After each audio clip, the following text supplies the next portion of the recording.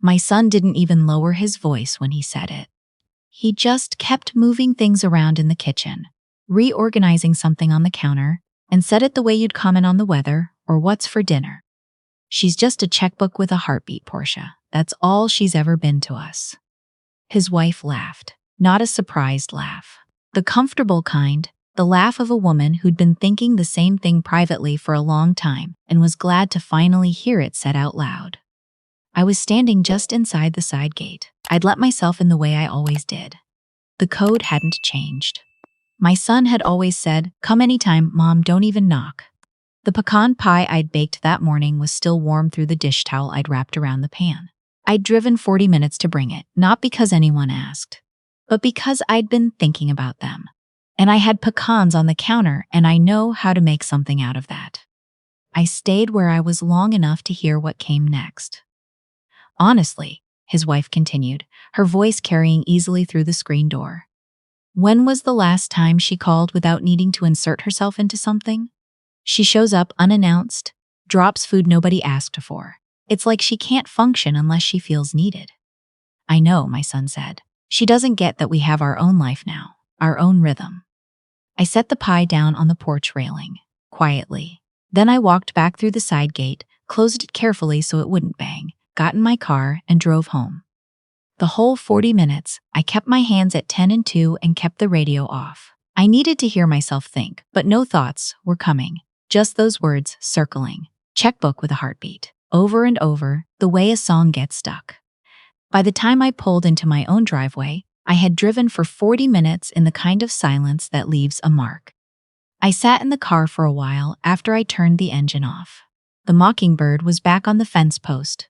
It went through its whole catalog, cardinal, blue jay, something that sounded like a car alarm, cycling through every voice it had ever borrowed. I listened to the whole performance without moving. Then I went inside. I stood in the kitchen for a moment. I hadn't brought the pie back. I'd left it on their railing. Maybe they'd find it. Maybe they'd throw it away. I couldn't decide which thought bothered me more, so I stopped deciding. I cut myself a slice of bread, made a cup of tea, and sat at my kitchen table as the afternoon light came through the window at its long November angle and made everything look like a painting of itself. I sat there until the tea was cold. Then I got up and went to find the folder. My late husband had called it my accountability ledger. He wasn't a suspicious man. He just believed in knowing things. Lenora, he used to say, you love with both hands wide open. That's a beautiful thing. Just know what's going out of them. He'd been gone 6 years, and I still heard him clearly in the quiet ones. I spread everything across the bed and went through it all. The down payment on the car his wife drove. I'd covered it when their credit wasn't ready. $11,200. The addition they'd put on the house when the baby was coming, so the baby would have its own room. I'd contributed because I wanted that child to have space. $22,000. The dental work my son had needed between jobs when he'd let his insurance lapse and thought he could wait it out. $4,100. Private school tuition for 4 years. We'd agreed to split it. They stopped contributing around year 2. I didn't. $38,000, give or take. The business loan when things got rough in 2019, which he'd called temporary and never mentioned again. $17,000. And then the things I hadn't written down, because at the time they felt like love rather than transactions. The grocery runs I'd turned into habits. The car repairs I'd quietly covered so they wouldn't be stressed. The week at the beach I'd funded because they were exhausted and broke and I wanted them to rest. Birthday money, Christmas extras, gas cards when I knew they were running thin, casseroles and pecan pies. When I added what I could account for, the number was $214,800. I sat on the edge of the bed and looked at that number for a long time. I didn't feel rage. I want to say I felt something dramatic, something proportionate, but the truth was quieter than that. I felt the way you feel when you've been standing in a dim room so long your eyes adjusted, and then someone opens the curtains and you finally see how small the room actually was. Not betrayal exactly, just recognition. The slow, uncomfortable kind. Checkbook with a heartbeat. I didn't put the folder back in the drawer. I set it on top of the nightstand where I could see it. I needed it there. not as a weapon, as a reminder of what I'd been telling myself was love, and what it had actually cost me to believe that. The next morning, I called my bank before I finished my first cup of coffee. The woman on the line was efficient and kind. I explained what I needed. 3 automatic transfers, all going to my son's household. 1 to their shared account, 1 covering half the private school fees, and a smaller one for an insurance premium on his wife's vehicle. I'd like to suspend all 3, I said. A brief pause. All 3, ma'am. Would you like to set an end date or pause indefinitely? Indefinitely for now, I said. Of course, we'll process that today, Ms. Whitfield. After I hung up, I noticed my coffee had gone cold while I was on the phone. I poured it down the drain and made a fresh cup. The kitchen felt different in a way I couldn't quite name. Not emptier, just more accurate, like a room where someone had finally opened a window that had been painted shut for years. I called my attorney that afternoon. His name was Silas, a measured, unhurried man who'd handled my affairs since my husband's final illness. He didn't ask more questions than necessary, and he didn't tell me what to feel about anything. I'd always trusted him for both of those qualities. I want to update my will, I said. Come in Thursday, he said. I brought the folder. We sat in his office for nearly 2 hours. The house, my house, the one I'd lived in for 24 years, the one my husband and I had bought when our son was still in elementary school, and the backyard seemed impossibly large, was currently set to pass to my son as the sole beneficiary. I had an IRA, some savings bonds, and a modest amount in investments that my husband's pension had built slowly over the years. I want to change the primary beneficiary on the house, I said, and restructure the rest. Silas asked who I had in mind. My granddaughter Mora, I said. She's 19, freshman at the state university, and I want to designate a portion of the investment accounts to the women's transitional shelter on Decatur Street, the one that helps mothers get back on their feet. He didn't react, he just wrote. And your son? He's not removed, I said, but he's no longer the center of it. Silas set down his pen. Is there anything you'd like attached to the documents? A personal statement or letter? I thought about it. Not yet. I'll know when I'm ready. On the way out, the bakery 2 doors down had honey cake in the window. I went in and bought a slice and sat on the bench outside and ate it in the thin November sun. A man passed with a golden retriever. The dog stopped and looked up at me with the complete, uncomplicated attention that dogs have and people rarely manage. I let it sniff my hand. Good boy, I said. It felt like more than it was, or maybe exactly as much as it needed to be. My son called 3 days after I'd spoken to the bank. He was trying for casual, but I could hear the effort of it, the way you hear someone trying not to breathe loud in a quiet room. Hey, Mom, haven't talked in a bit. Everything okay? Everything's fine, I said. We noticed the transfers didn't come through this month. We noticed, not I noticed, the United Front. I suspended them, I said. A long pause. Suspended them, why? I've been doing some thinking, I said. About what I give, about why, about what comes back. Mom, his voice shifted, defensive but careful, the tone I'd heard since he was 15 and knew he'd overstepped. If you're upset about something, you could just say so. I am saying so, I told him, just not in the form you're used to. He didn't call back that evening. I made soup, did a load of laundry, and called my friend Lavinia, who lived 2 streets over and had known me since before my son started kindergarten. We talked for an hour about her roses and her bad knee and a documentary about migratory birds. By the time I went to bed, I realized it was the most comfortable evening I'd had in months, maybe longer. Mora came on a Saturday morning with coffee from the place near campus and a look on her face that said she already knew more than I'd told her. She'd been my son's daughter from his first marriage. Her mother had moved west years ago, and Mora had grown up quietly nearby, spending weekends and breaks in houses that didn't always feel like home. She'd started coming to mine around age 11, just to sit, mostly. She learned to make biscuits when she was 12, because she asked me to teach her, not the other way around. She still called every few weeks just to check in, not because she needed something, but because she thought of me.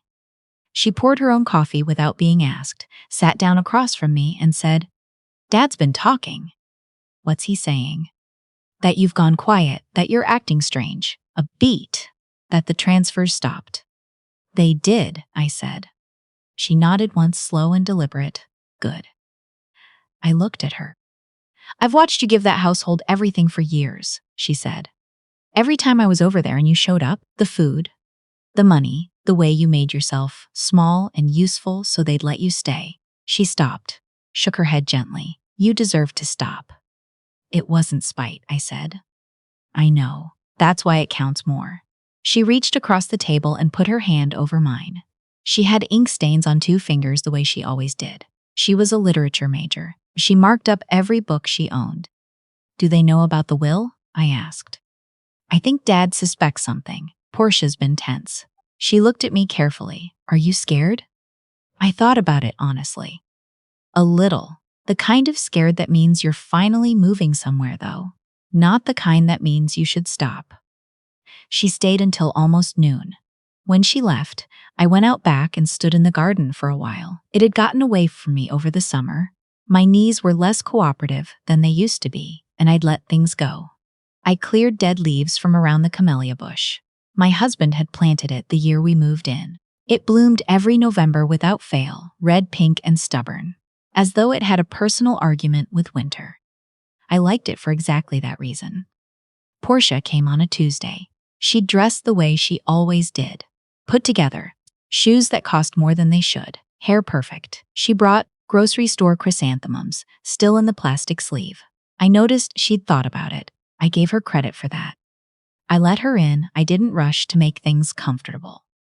She stood in my living room looking at the photos on the mantle with the eyes of someone who's stalling, moving them from frame to frame without really seeing anything. I heard about the will, she finally said. Then you know what I've done, I said. I wanted to understand why. Because I was standing in your driveway, I said, holding a pie I'd baked from scratch, and I heard my son describe me as a checkbook with a heartbeat. The color left her face. She didn't deny it. That, more than anything, told me where we actually stood. I wasn't supposed to be there yet, I said. I came early. The gate code still works. I sat down in my armchair. I imagine it'll change soon. She sat on the edge of the sofa. She still had the chrysanthemums in her hand and didn't seem to know what to do with them. He didn't mean it the way it. He meant something by it, I said. Not harshly, just clearly. You both did. And I meant something too every time I gave without being asked and told myself it was only love and not a transaction I was running on hope. I'm not blameless in how we got here. But that doesn't make what was said all right. She looked at me. Something was working in her expression. Not cruelty, but the friction of a woman who'd gotten comfortable and was now being asked to see it clearly. I'm sorry, she said, low and tight. I believe you, I said. But an apology is a beginning, not an ending. What comes after it is the part that matters. She left quietly, and she took the chrysanthemums with her. I thought that was probably the right instinct. My son came 2 days later, still in his work jacket, badge still clipped to his lapel. He'd come straight over without going home first. I made tea. We sat at the kitchen table where he used to do his homework and where I'd helped him with fractions, science projects, college application essays. He looked at the table the way people do when they're choosing words carefully. I owe you an apology, he said. He looked directly at me when he said it. Yes, I said, you do. When I try to explain it, it comes out sounding like an excuse. And I know you've had enough of those.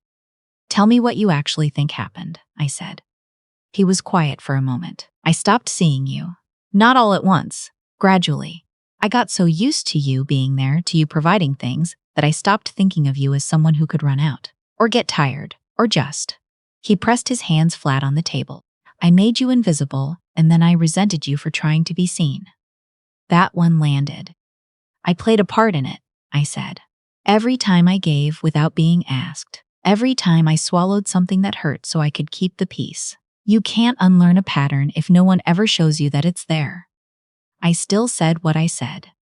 Yes, I said, you did. We sat with that, the refrigerator hummed. A car passed outside, the tea steeped. I want to do better, he said finally. I don't know what that looks like, but I want to try. Then show me, I said. Don't tell me. Show up differently, a little at a time, and I'll notice. Before he left, he asked about the will. I told him the truth. He took it without arguing. When he asked if there was anything he could do to earn his way back, I told him the same thing I'd been telling myself these past weeks. Be the person you are when no one's watching. That's all. That's everything. He nodded once, left. I stood at the window and watched his car pull out of the driveway. I didn't feel triumphant. I felt clear, which was better. Lavinia came the next morning with a box of tea bags and 30 years of friendship, both of which I needed equally.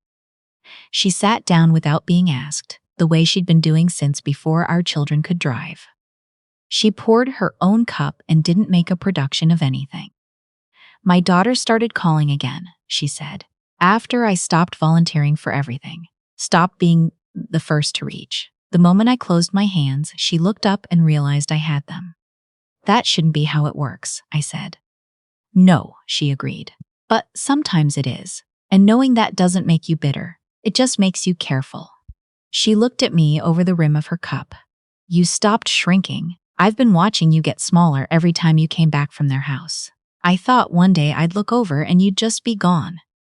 I almost was, I said. She nodded. Well, you're not. We sat together until almost noon. Outside, the mockingbird went through its whole borrowed catalog. Neither of us said anything about it. We just listened. A letter arrived from my son the following week. He'd handwritten it. Not an email, not a text. His actual handwriting on actual paper, the looping cursive I'd watched form letter by letter over decades.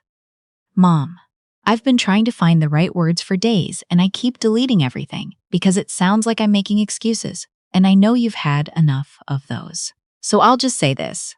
I know what I said. I know what I let happen for a long time. I know that sorry alone is like handing you an empty box. I'm trying to figure out what to put inside it. I don't know how long that takes, but I wanted you to know I'm doing the work. No sign-off, just that. I read it twice, then folded it along its original creases and put it in the drawer with the accountability folder. Not to bury it, to keep it where things that matter to me live. Maura came back on a Saturday with a notebook. She'd been writing a piece for class about a woman she admired. She read me the first line out loud. She is the kind of woman who bakes a pie on a Tuesday for no reason, except that she wanted to, and somehow that feels like an act of grace. I told her she'd get an A. She stayed for lunch. We made egg salad sandwiches and ate on the back porch, watching the camellia. The blossoms had opened fully now, deep pink, almost red, bright and unapologetic in the late autumn air. You're my blueprint, Grandma, she said. Let's hope I'm a better one for you than I was for your father. She shook her head. You were a good one. He just didn't read the instructions. I laughed. A real one, full and unguarded, the kind I'd misplaced somewhere along the way. It surprised me. I let it. Before she left, she hugged me the way she always did. Not the careful, shoulder-only kind, but the kind that meant she wasn't afraid of me being fragile. I held on for an extra second. She didn't pull away first. On a Sunday evening about 6 weeks after the day I'd stood in that driveway, I baked another pecan pie. Same recipe, same pinch of sea salt in the filling that my mother had always insisted made the difference. The kitchen filled up with the smell of brown sugar and toasted nuts, and something warm underneath it that I don't have a name for. The smell of a house where someone is taking care of herself. I didn't bring it anywhere. I made it for myself. I ate a slice at the kitchen table with the radio on low. The kind of station that plays old standards, and a candle burning for no reason except that I wanted the light. Outside, the camellia was still going. My husband had planted it, and it had kept his habit of showing up whether or not anyone expected it to, whether or not anyone was paying attention. I opened the notebook I'd bought at the drugstore and wrote on the first clean page. There are people who love you for what you do. There are people who love you for what you are. Pay attention to which is which. And whatever you do, don't confuse the two. I capped the pen and closed the notebook. I wasn't done with whatever came next. I still had things to rebuild, distances to measure, a relationship with my son that would take time and repetition, and small, honest moments before any of it would mean something solid again. I knew that. I wasn't pretending otherwise.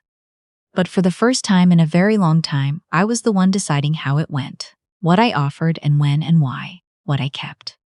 That felt like something I'd thought I'd lost for good. Finding it again, finding it still here, in this house, in this kitchen, in the woman sitting at this table eating pie by candlelight, felt like more than enough. It felt like exactly enough.